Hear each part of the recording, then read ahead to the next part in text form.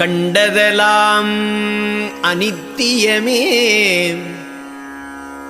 கேட்டதெல்லாம் பழுதே, கற்றதெல்லாம் பொய்யே, நீர் கழித்ததெல்லாம் வீணே,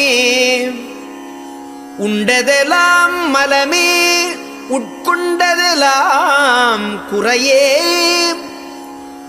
உலகியலீர் இதுவரையும் உண்மை அறிந்திலிரே, விண்டதனால் என் இனி நீர் சமரச சன்மார்க்க